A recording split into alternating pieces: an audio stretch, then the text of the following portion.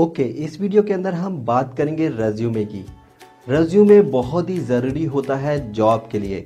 अगर आपका resume readable ना हो, उसे प्रॉपर फॉर्मेटिंग के साथ ना बनाया गया हो और उसके अंदर मिस्टेक हो और रिक्रूटर को स्ट्रगल करना पड़े अगर उसे पढ़ने में, तो वह उसको रिजेक्ट कर देगा। तो आपको अपना रेज्यूमे बहुत अच्छे तरीके से बनाना है, इम्प्रेसिव बनाना है, जिससे कि आप इंटरव्यू के लिए सेलेक्ट हो सके। अगर रेज्यूमे ही अच्छा नहीं होगा तो आपका सिलेक्शन होगा ही नहीं इंटरव्यू के लिए। तो रेज्यूमे को आपको वक्त लगा के बनाना है और इस वीडियो के अंदर मैं कोशिश करूंगा कि जो रेज्यूमे की छोटी छोटी बारीकियां होती हैं उन पर किस तरीके से ध्यान दिया जाए और आपका रेज्यूमे इम्प्रेसिव बन पाए।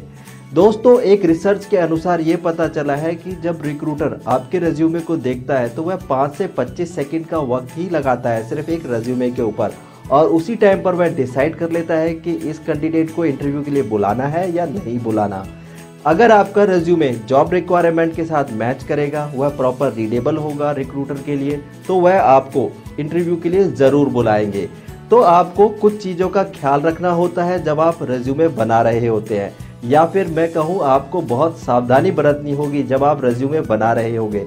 तो जिस भी डोमेन या जिस भी एरिया के अंदर आप काम करते हैं, तो उसके लिए आपको थोड़ा रिसर्च करना पड़ेगा इंटरनेट पे, और आपको कुछ रेफरेंसेस रेज्यूमे देखने पड़ेंगे आपके एरिया से रिलेटेड।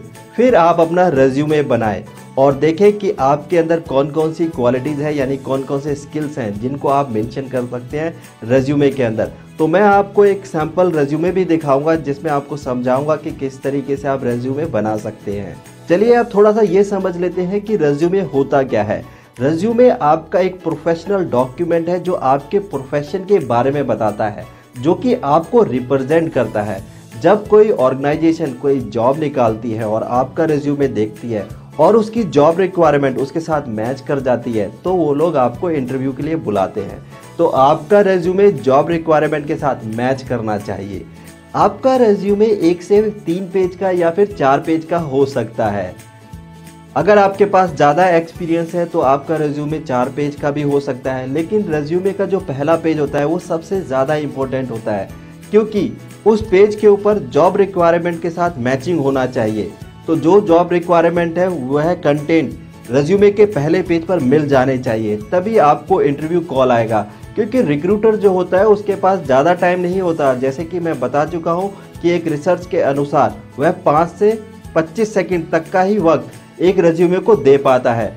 तो उतने बीच में उसको वो चीज़ें मिल जानी चाहिए जो उसकी जॉब रिक्वायरमेंट के साथ मैच करती हैं। तो रेज्यूमे का पहला पेज आपको बहुत मेहनत से बनाना है। इसके लिए हम एक फ्रेशर का रेज्यूमे रेफर करेंगे जिसे हम सैंपल के तौर पर यूज़ करेंगे, और मैं आपको एक्सप्लेन करूंगा कि क्या क्या चीज़ें रेज्यूमे के अंदर होनी चाहिए। और फिर उसके बाद आप खुद डिसाइड करेंगे कि आपको अपना रेज्यूमे कैसे बनाना है। इस वीडियो को आप एक रेफरेंस की तरह यूज़ करेंगे, लेकिन हर एरियाज़ के और हर डोमेन के रेज्यूमे अलग अलग होते हैं, तो उसके लिए आपको थोड़ा रिसर्च करनी पड़ेगी, जो मैं पहले भी बता चुका हूँ। ओके दोस्तों, अब हम देखेंगे फ्रेशर का रेज्यूमे और मैं आपको एक्सप्लेन करूँगा कि किन किन चीज़ों का आपने ख्याल रखना है रेज्यूमे बनाते वक्त। अगर हम इसको शुरू से देखें तो आपको सबसे पहले मिलेगा नेम, क्योंकि ये किसका रेज्यूमे है उसका नाम सबसे पहले आना चाहिए। और अगर आपका रेज्यूमे सेलेक्ट हो जाता है तो आपको किस तरीके से कांटेक्ट किया जाए, तो आपकी कांटेक्ट डिटेल आनी चाहिए, जैसे कि आपका email address, cell number, address. और अगर आपका प्रोफाइल कहीं किसी वेब लिंक के ऊपर अवेलेबल है तो आप उसका वेब लिंक डाल सकते हैं। तो राइट साइड में यहाँ पर एक फोटोग्राफ दिया गया है जो कि ऑप्शनल होता है। अलग अलग जॉब के लिए अलग अलग रेज्यूमे चाहिए रहता है, तो कुछ एक जॉब के लिए आपका फ़ोटो मांगा जाता है आपके रेज्यूमे के अंदर, तब आप अपना फ़ोटो यहाँ पर लगा सकते हैं। तो जैसा दोस्तों आप लोगों ने देखा कि सबसे पहले आपकी कॉन्टैक्ट डिटेल्स आती हैं, तो आपको अपने रेज्यूमे के अंदर आपकी कॉन्टैक्ट डिटेल्स सबसे पहले डालनी है, क्योंकि अगर वह सेलेक्ट हो गया तो आपको किस तरीके से कांटेक्ट कर पाएँ ये इन्फॉर्मेशन सबसे पहले होनी चाहिए।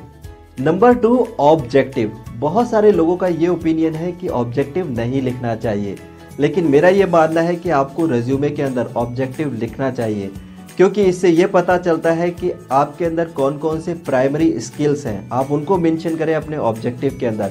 और जो लोग एक्सपीरियंस रखते हैं वो अपने एक्सपीरियंस के बारे में बताएं ऑब्जेक्टिव के अंदर, क्योंकि काफ़ी बार जब जॉब निकलती है तो उसके लिए रिक्वायरमेंट होती है पर्टिकुलर एक्सपीरियंस की। अगर आपने ऑब्जेक्टिव के अंदर अपना एक्सपीरियंस लिखा होगा कि आपको कितने साल का तजुर्बा है काम करने का, तो आपका रिज्यूमे आसानी से सेलेक्ट हो सकता है।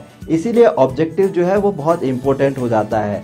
और उसके अंदर आप अपने प्राइमरी स्किल्स के बारे में बताइए और किस तरीके से ऑर्गेनाइजेशन की हेल्प कर सकते हैं अगर आप उस ऑर्गेनाइजेशन को ज्वाइन करते हैं। तो यहाँ पर मैं एक ऑब्जेक्टिव टेक्निकल सपोर्ट इंजीनियर का कंसीडर कर लेता हूँ। I am looking a job as a technical support engineer in IT company where I can utilise my knowledge as a Windows and Unix admin.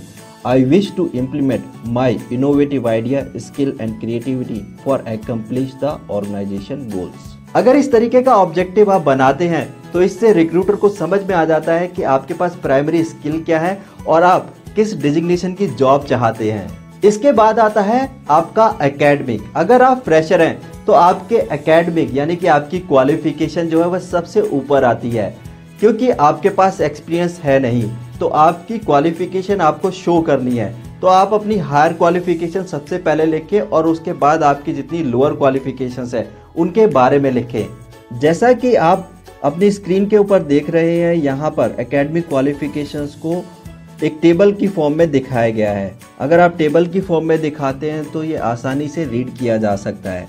तो अपनी हायर एजुकेशन को सबसे पहले लिखें, किस बोर्ड और यूनिवर्सिटी से किया है उसके बारे में लिखें, स्कूल और कॉलेज का नाम लिखें, किस साल आपने उस क्वालिफिकेशन को कंप्लीट किया था वो ईयर लिखें और आपने कितनी परसेंटेज ली थी ये भी लिखें। अब बहुत सारे लोग ये प्रश्न करेंगे कि हमारी परसेंटेज जो है वह अच्छी नहीं है तो हम क्या करें। दोस्तों, आप चाहे तो परसेंटेज नहीं भी लिख सकते, लेकिन अगर किसी ऑर्गेनाइजेशन के अंदर स्पेसिफिकली परसेंटेज मांगी गई है तो आपको परसेंटेज लिखनी ही पड़ेगी। और अगर आपको लगता है कि आपकी परसेंटेज अच्छी नहीं है तो आप ना लिखें। लेकिन अगर जॉब रिक्वायरमेंट में मांगा गया है कि 60% वाले लोग ही अप्लाई कर सकते हैं और आपके नंबर 60% से कम है तो आपका रिज्यूमे ऑलरेडी रिजेक्टेड है। ओके, अब हम बात करते हैं एडिशनल क्वालिफिकेशन की और सर्टिफिकेशन की। आपके पास कुछ ना कुछ स्किल जरूर होंगे जो आपने कहीं पर सीखे होंगे, तो आप उसके बारे में यहाँ पर मेंशन करेंगे। बहुत सारी जॉब्स के अंदर पहले से ही डिफाइन होता है कि आपने ये इंटरनेशनल सर्टिफिकेशन की हो, तो वह सारी सर्टिफिकेशन आपको यहाँ पर लिखनी है। दोस्तों, जैसे मैं बता चुका हूँ, आप अपना रिज्यूमे आप अपने हिसाब से डिज़ाइन करेंगे, इसको एक सैंपल की तरह यूज़ करना है।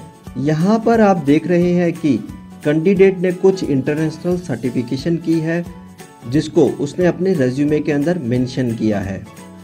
इसके बाद आता है प्रोफेशनल स्किल। तो आपको अपने प्रोफेशनल स्किल बहुत अच्छे तरीके से लिखने हैं और बुलेट पॉइंट्स में लिखने हैं, जिससे कि रिक्रूटर आसानी से उसे रीड कर सके और अपनी जॉब रिक्वायरमेंट के साथ उसे मैच कर सके। तो आप अपनी स्क्रीन पर देख रहे हैं कि इस रिज्यूमे के अंदर प्रोफेशनल स्किल्स को यहाँ पर मेंशन किया गया है। Others skill. दोस्तों, काफ़ी बार कुछ लोगों के पास कुछ और भी क्वालिटीज़ होती है उनके प्रोफेशनल स्किल के अलावा। अगर आपको लगता है कि आपके अंदर कुछ एक ऐसी क्वालिटीज़ हैं तो आप उसको भी अपने रिज्यूमे के अंदर मेंशन कर सकते हैं। और आप चाहें तो इसे फर्स्ट पेज पर भी रख सकते हैं, आप चाहें तो इसे सेकंड पेज पर भी रख सकते हैं। ये आपके ऊपर डिपेंड करता है कि आप अपना रिज्यूमे किस तरीके से डिज़ाइन कर रहे हैं। लेकिन एक चीज़ का हमेशा ख्याल रखना, रिज्यूमे का पहला पेज ऐसा होना चाहिए जो कि जॉब रिक्वायरमेंट के साथ मैच कर जाए, क्योंकि जब तक मैच नहीं होगा तब तक इंटरव्यू कॉल नहीं आएगा। जो लोग फ्रेशर्स होते हैं उनको अपने प्रोजेक्ट्स के बारे में अपने रिज्यूमे के अंदर लिखना चाहिए, जैसा कि आप अपनी स्क्रीन के ऊपर अभी देख रहे हैं। और जो लोग एक्सपीरियंस रखते हैं उनको अपने एक्सपीरियंस के बारे में लिखना चाहिए। उन्हें बताना चाहिए कि वह अभी किस कंपनी में काम कर रहे हैं और उनका क्या डिजिग्नेशन है और उनका टीम साइज कितना है उस ऑर्गेनाइजेशन के अंदर, उनकी क्या की रिस्पॉन्सिबिलिटीज़ हैं।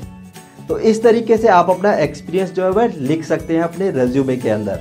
जो लोग फ्रेशर हैं वह अपनी ट्रेनिंग्स के बारे में भी अपने रिज्यूमे के अंदर बता सकते हैं।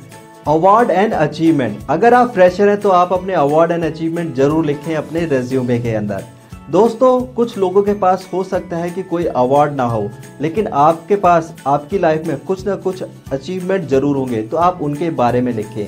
और अगर आप एक्सपीरियंस हैं और आपने काम करते वक्त बहुत सारे अवार्ड या अचीवमेंट लिए हैं तो उनके बारे में आप अपने रिज्यूमे में ज़रूर लिखें, जिससे कि रिक्रूटर को ये पता चल जाए कि ये आदमी कितना हार्ड वर्किंग है और इसने बहुत सारे अवार्ड और अचीवमेंट लिए हैं। फिर लास्ट में आप लिखेंगे पर्सनल डिटेल, जिसमें आपका नाम आ जाएगा, फादर का नाम आ जाएगा, डेट ऑफ बर्थ आ जाएगी, आपका परमानेंट एड्रेस आ जाएगा, आपको कौन कौन सी लैंग्वेज की जानकारी है वो इन्फॉर्मेशन आ जाएगी, आपकी हॉबीज़ क्या है।